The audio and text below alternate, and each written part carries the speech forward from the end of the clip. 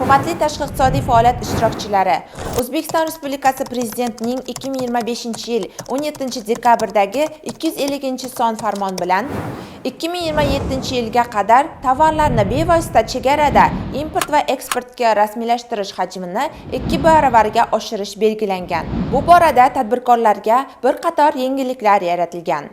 Xususan 2026-yil 1-martdan boshlab tovarlar chegara bojxona postiga yetib kelgunga qadar dastlabki deklaratsiyalash orqali import bojxona rejimiga rasmiylashtirishda bojxona rasmiylashtiruvi uchun bojxona yig'imini 20% ga pasaytirish hamda bo'lib yoki kechiktirib to'lashda 14 kungacha foizlar hisoblamaslik amaliyoti joriy etilmoqda.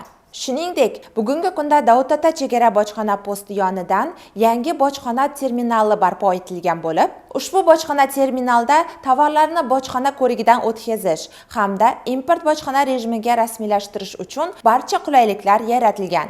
Post orqali 2025-yil davomida 270 tadan ortiq tadbirkorlar ushbu imkoniyatlardan foydalangan holda 1650 ta partiyadagi qiymati 20 million AQSh dollaridan oshiq bo'lgan tovarlar bevosita import bojxona rejimiga rasmiylashtirib, o'z manzillariga yo'l oldilar.